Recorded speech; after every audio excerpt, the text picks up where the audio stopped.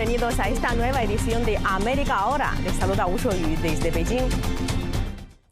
En esta edición descubriremos la importancia de Quetzal, un ave considerada sagrada por antiguas culturas de Mesoamérica.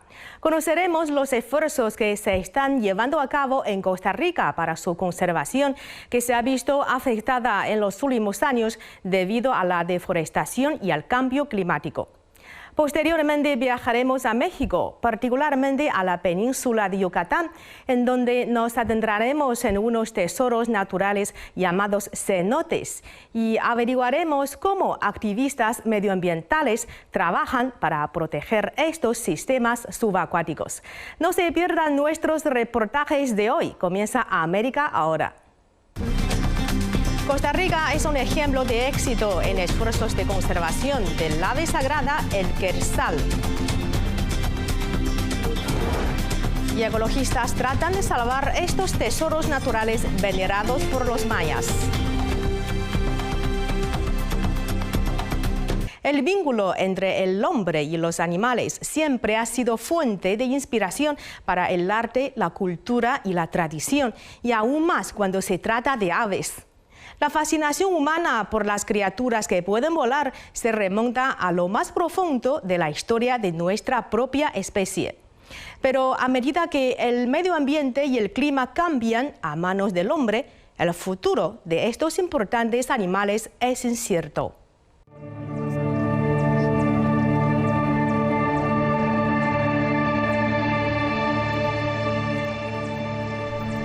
En los altos bosques nubosos de Centroamérica vive una criatura casi mítica, sagrada para las antiguas culturas de Mesoamérica, desde los aztecas de México hasta los mayas de Centroamérica. Hoy sigue siendo una atracción para los entusiastas de la naturaleza y una pasión para los conservacionistas de todo el mundo. Se trata del quetzal resplandeciente.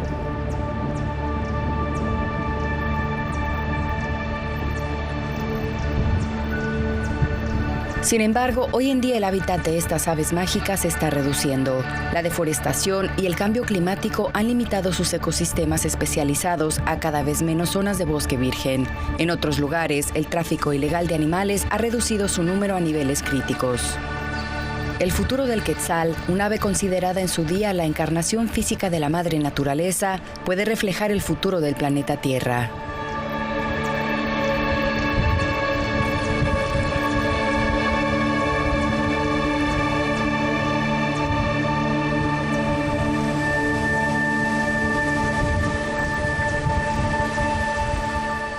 Originario de los altos bosques nubosos de México y América Central, el quetzal comparte una larga historia cultural con los pueblos de esta región.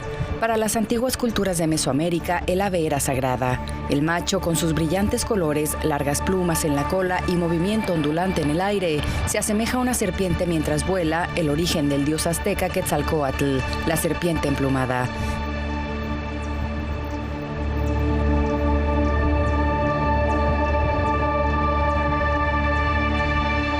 Es una simbología que puede encontrarse en yacimientos arqueológicos de todo México. En el contexto mesoamericano, el papel de Quetzalcóatl es importantísimo. Es la serpiente emplumada, es decir, digamos, las plumas que remiten al cielo y la serpiente que son de la tierra, ¿no? Que saluda o que expresa, digamos, la fecundación de la tierra por el cielo en este caso, ¿no? Fue el dios, digamos, que creó al hombre, al ser humano, y el dios también que descubrió el maíz, uno de los más importantes del panteón mexica.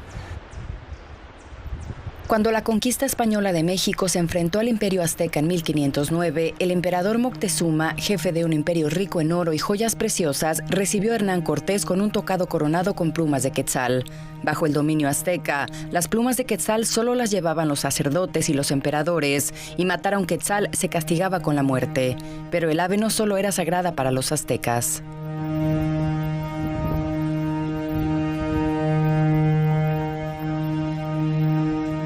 Tenemos también entre los mayas, Quetzalcóatl se llama Kukulcán, y es una divinidad también que no solamente aquí en Yucatán, pero también en Mesoamérica, en Guatemala y en Honduras, ¿eh?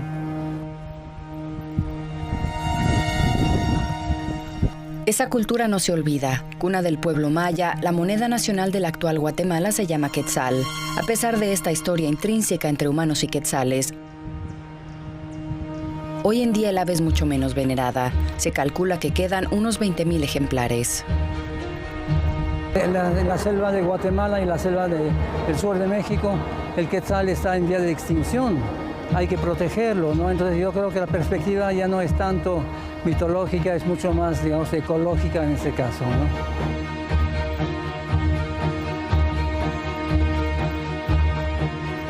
Aunque los guatemaltecos ganan y comercian a diario con quetzales, la mayoría de ellos viven toda su vida sin haber visto nunca un ejemplar real. En la actualidad, el quetzal es más común en Costa Rica, donde las estrictas leyes medioambientales han preservado su hábitat y es un gran atractivo para ornitólogos y ecoturistas de todo el mundo. David Céspedes es uno de los principales guías a cargo de expediciones de quetzales en el país. Es un ave increíble, desde que ves un quetzal volar hasta parado en una rama. Es increíble ver su coloración, depende del ángulo de visión con que veamos a un quetzal. Puede ser que en una posición tú estás a 2 metros de donde estoy yo y puedes ver un quetzal con un tono verde y yo lo puedo ver con un tono azulado. Ellos en su comportamiento son aves solitarias. Como tal, el quetzal no vive en bandadas, como muchas especies de aves que viajan en grupos, porque ellos son sumamente territoriales. Los quetzales son aves muy dóciles, son aves muy tranquilas, muy nobles. El quetzal es una ave súper noble. Consideradas deidades hace siglos, estas aves inspiran sentimientos similares a quienes las contemplan hoy. Es un ave tan mítica que es también impredecible en mucho de su comportamiento. Ellos generalmente prefieren zonas de montaña o interior del bosque o sombra para no verse muy llamativos hacia los depredadores. Depredadores como halcones o gavilanes. Una forma de encontrar el quetzal es en función de su comida. Ellos comen principalmente un fruto que se llama aguacatillo y es donde normalmente encontramos los quetzales, son estos tipos de árboles de aguacatillo. Quienes las buscan vienen de todo el mundo para hacerlo. Atrae mucho turismo y mucha gente visita las zonas, muchas veces inclusive solo por el quetzal, por conocer un quetzal, un ave tan mítica como es el quetzal. Para la población local costarricense, el avistamiento de aves es igual de placentero. William Céspedes es un productor lechero de las remotas tierras altas de Costa Rica que ve aves con regularidad. Es una ave que llama mucho la atención y yo lo veo, por ejemplo, aquí en mi tierra que hay, no tal vez lo veo todos los días, pero muy a menudo los veo y la verdad es que me gusta, me siento contento, me siento feliz de verlo, que hijo de puña, hay que cuidarlo legalmente porque es algo tan bonito que se siente uno muy bien. De hecho, según la experiencia de David, el avistamiento de un quetzal en su hábitat natural puede bastar para cambiar la actitud de una persona hacia la naturaleza en su conjunto. Podamos hacer conservación a partir de la observación. Conoces un quetzal, te enamoras de muchas aves, del bosque, dices tengo que conservar el bosque, tengo que cuidar de esta especie, tengo que cuidar del bosque en el que él vive, porque no quiero saber algún día que ya no hay más quetzales. Sin embargo, en un mundo donde el impacto del ser humano es cada vez más evidente, el quetzal se encuentra entre los más vulnerables. Principalmente el quetzal se ve amenazado por el cambio climático. El tipo de bosque en el que el quetzal vive, aquí alrededor podemos ver un tipo de bosque nuboso. Vemos gran presencia de musgo, líquenes, bromelias. Muchas de estas especies también de flora se ven afectadas por el cambio climático, no pueden crecer por un grado de temperatura que cambie en el bosque. Hay gran variación también en la parte vegetativa y por ende en el hábitat del quetzal. Pero aquí las temperaturas no cambian solo 1 grado. En medio de la tendencia del cambio climático global, incluso los paraísos ecológicos como Costa Rica no están a salvo de los cambios más severos en el clima.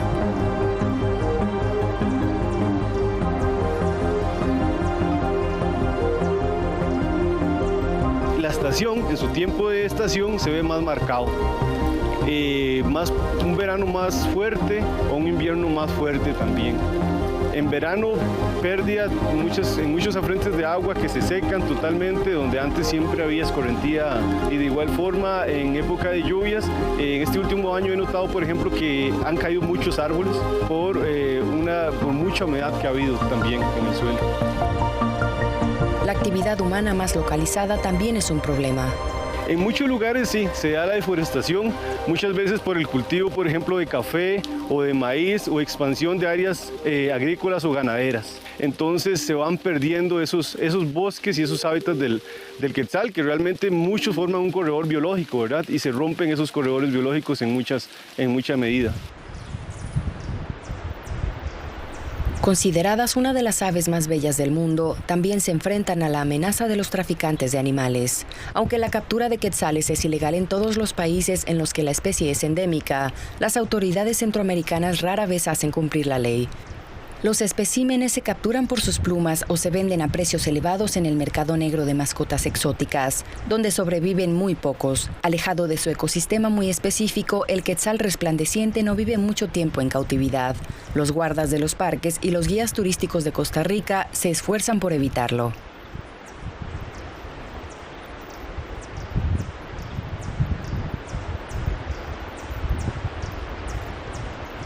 Un turista en uno de los tours que estaba realizando me preguntó y me dice, mira, mi sueño es una pluma de un quetzal. Me preguntó, ¿y has tenido esa suerte? Claro, encontré una pluma hace 2 años, es una pluma grande y la guardo con mucho cariño, representa mucho para mí emocionalmente. Y él me dijo, mira David, te ofrezco $500 por esa pluma. Dije yo, ok, tal vez no es que el dinero no me haga falta, pero no es algo económico. Esto va a un tema más de pensamiento naturalista, un pensamiento ecológico y el no querer fomentar un mercado. Eso podría ser un portillo para que se empiece a hacer un tráfico de animales. Como hay personas que tienen las mejores intenciones, hay otra persona que puede estar observando esa interacción y puede decir, wow, mira, aquí ofrecen $500 y un quetzal tiene 2 largas. Mira, hay $1000 ahí. Entonces no queremos fomentar eso. El quetzal resplandeciente, en peligro de extinción, se enfrenta a amenazas a su existencia desde todos los frentes y su supervivencia dependerá de una población humana concienciada. Conservar la especie empieza por preservar su alimento. Si nos quedamos sin aguacatillos, nos quedamos sin quetzales, definitivamente. Entonces a él le ha costado mucho como que crezca rápido. William Céspedes trabaja activamente para fomentar el entorno que el quetzal necesita para sobrevivir, plantando los aguacateros silvestres de los que se alimenta la especie. Lo hace a pesar de que las semillas que siembra no le serán de ninguna utilidad económica y de que él mismo quizá no viva para verlas dar fruto. Yo, por ejemplo, yo he sembrado mucho aguacatillo. El problema es que el árbol es un poco lento. Para cada día ver más, ¿verdad? Pero yo pienso que piensa en el mañana, ¿verdad? En los hijos, en lo que viene, entonces para que ellos sigan ese rol que muy bonito aquí en el campo, en la naturaleza, es algo muy, muy especial. Una ave sagrada para los habitantes originarios de Mesoamérica, desde los aztecas hasta los mayas, el quetzal era la manifestación física de la madre naturaleza. Hoy, para investigadores y ecologistas, su presencia en un ecosistema tiene la misma importancia.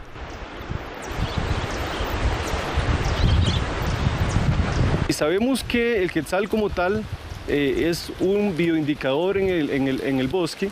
Si vemos la presencia del quetzal en los bosques, es una forma de decir, ok, este bosque está siguiendo su curso natural sin la intervención humana, sin la intervención de agentes externos que causen el desequilibrio del medio ambiente o el desequilibrio del hábitat del quetzal y el ambiente en general. En la actualidad, Costa Rica es el único país en el que el quetzal no está clasificado como especie en peligro crítico de extinción, la última categoría antes de la extinción propiamente dicha. Así como matar a un quetzal era un pecado mortal para las antiguas culturas de esta región, hoy el país da un claro ejemplo para la supervivencia de la especie y una lección más amplia para la preservación global del medio ambiente, a través de sus propios valores como nación.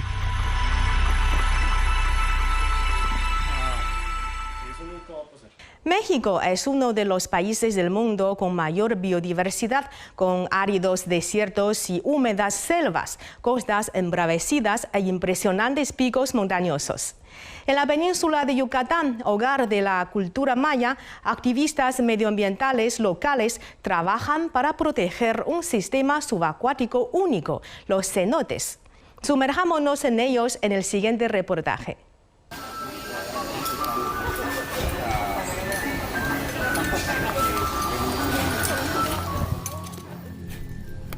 Eric Sosa está a cientos de kilómetros del mar, pero necesita su equipo de buceo para el lugar al que se dirige. Va a las cuevas subacuáticas de la península de Yucatán. Está listo para bucear. Atraviesa la jungla hacia un agujero enorme en el suelo.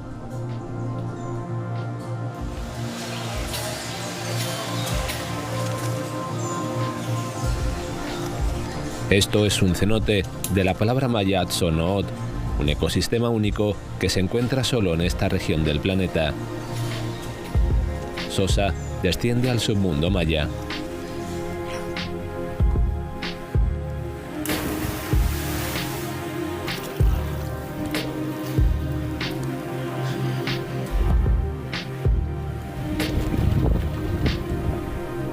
La península de Yucatán, en la punta suroriental de Norteamérica, es una región geográfica sin parangón.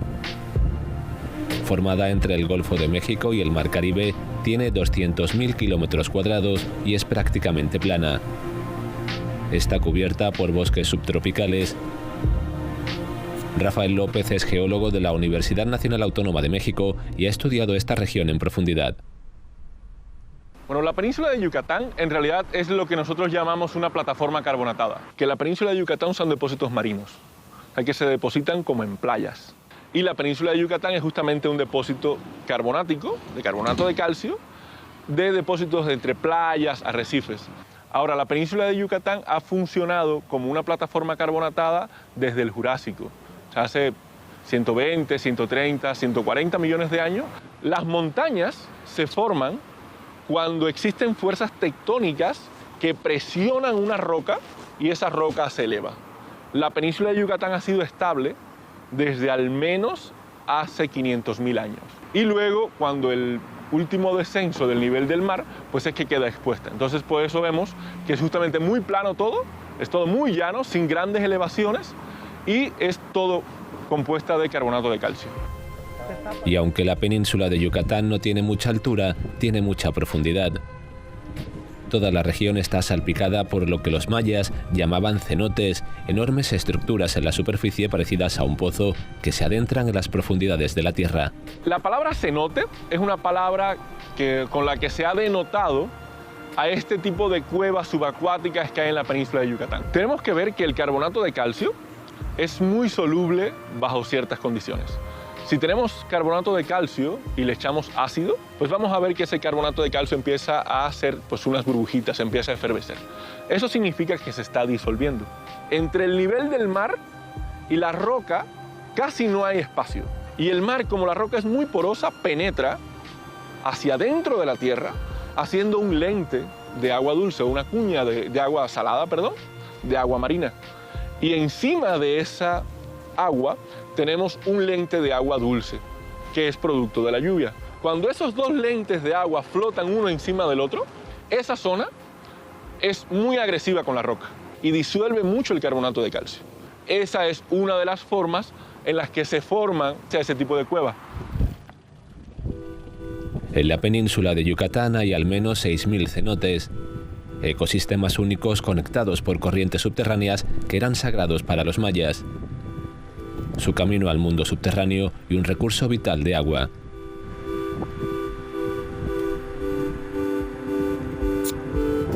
Para los de la zona, específicamente de la península de Yucatán, pues estos eran lugares sagrados, porque era una manera de idolatrar a sus dioses y lo usaban para hacer sacrificios, para pedir buena cosecha, para pedir la lluvia.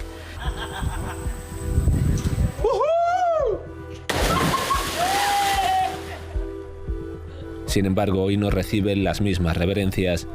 En el siglo XXI son importantes destinos turísticos para una región cuya economía depende de los visitantes internacionales, donde complejos de playas como Cancún y Tulum reciben más de 7 millones de turistas al año. Marcos Montoya es gerente del cenote Siete Bocas cerca de Cancún, donde varias de estas dolinas inundadas se han adaptado a propósitos turísticos. Hasta que esta zona en particular empieza a ser un poquito más famosa y empiezan a conocerse cavernas o pozos dentro de la selva que muchas personas curiosas de este país, extranjeros, se interesan por esto y empiezan a venir poco a poco dentro de la selva en caminos muy difíciles hasta conocer estas cavernas, que esto se va haciendo de boca en boca más común y conocido en esta ruta. Tienen normas: no usar protector solar, ni repelente de insectos, ni maquillaje, nada que pueda alterar el delicado equilibrio de la naturaleza. Pero no todo el mundo es consciente. Que mayormente las personas de afuera son los que respetamos más estos lugares, o sea, son las personas que respetan más los sitios como estos que los nativos. En algunos lugares, por ejemplo, como en Yucatán, hay mucha desinformación sobre este tema de que tenemos que cuidarlos, son un cuerpo de agua. Prácticamente es donde nosotros sacamos el agua potable porque es el agua dulce.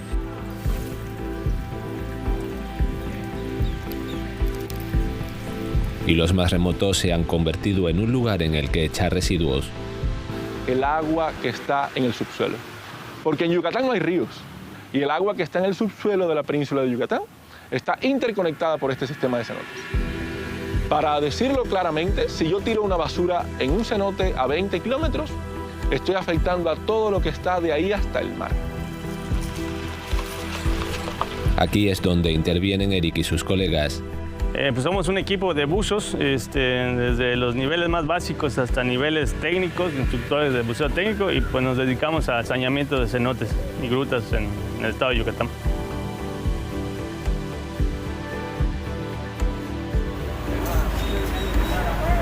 Sábado por la mañana, el equipo de Eric llega a un cenote identificado como uno de los más contaminados.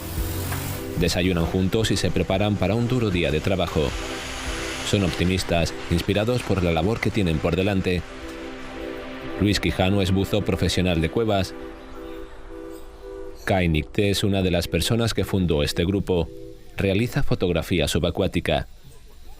Karen Aguirre, legisladora de Desarrollo Sostenible para el estado de Yucatán, y otros profesionales están listos. Usan cuerdas para descender y entonces bucean. Eric nos muestra esta experiencia. A nivel superficial, y podemos ver la cantidad enorme de residuos sólidos que desafortunadamente van a parar ahí en esos ecosistemas tan impresionantes. Para hacer el saneamiento tiene todo un protocolo, ¿no? Si hay algún elemento que te pueda dañar, ¿no? Por ejemplo, vidrios rotos, o algún elemento químico incluso. Pueden ser buzos técnicos, pueden ser buzos recreativos. Si son 2 tanques o más tanques, si necesitamos técnicas verticales.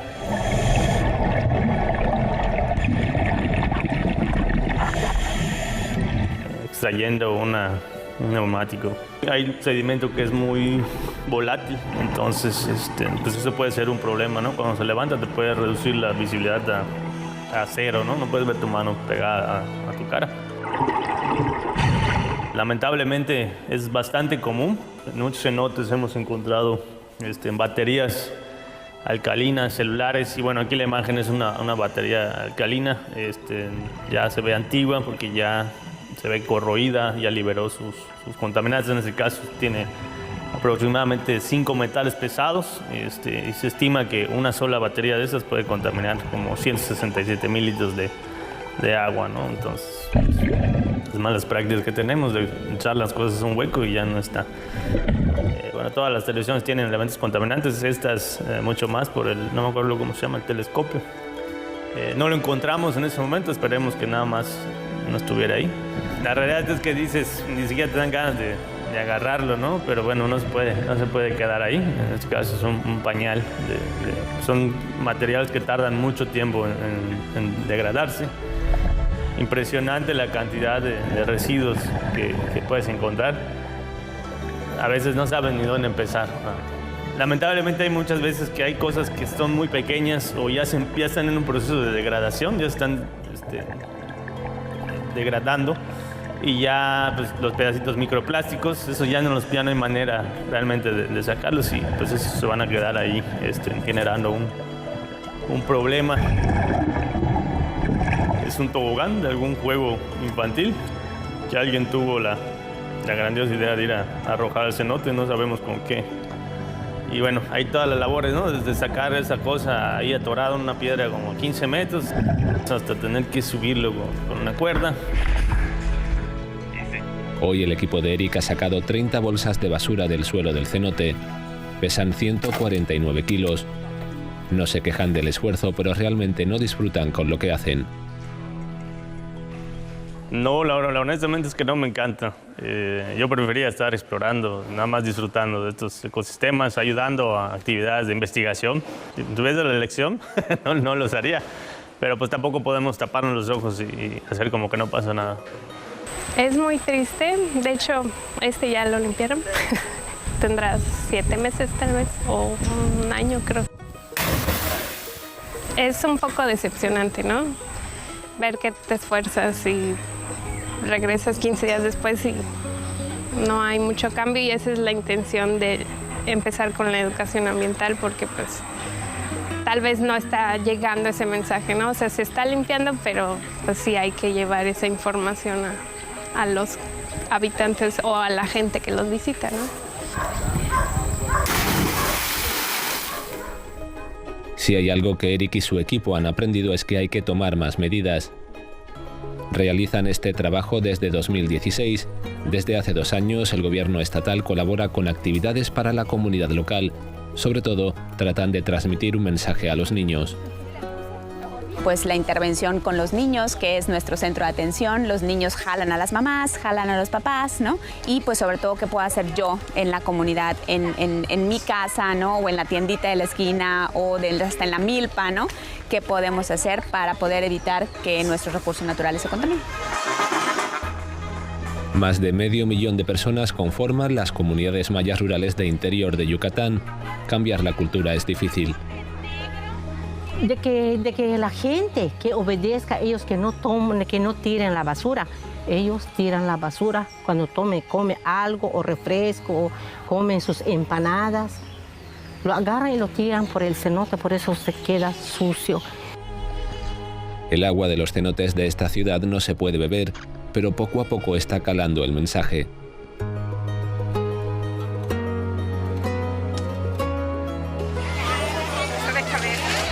Hay algunas personas que lo ensucian mucho, y que no voy a tirar mucha basura en ningún lado, y cuando lo tira tengo que tirarlo en un bote de basura.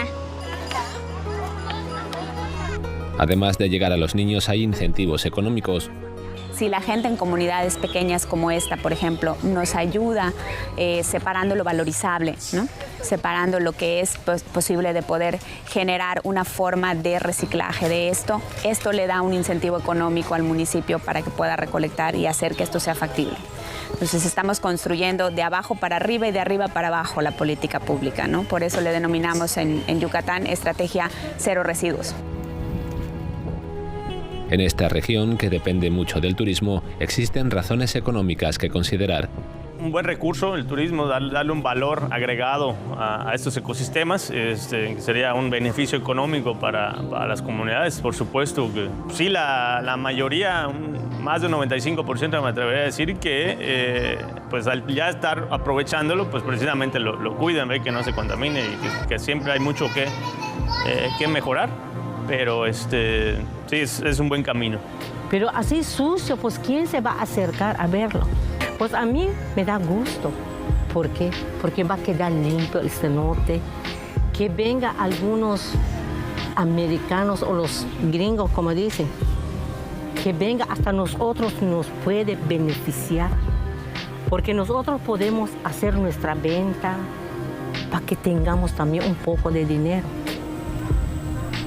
Quizás desde fuera se pueda ayudar a los residentes locales a ver los cenotes como sus ancestros mayas, maravillas naturales a las que venerar.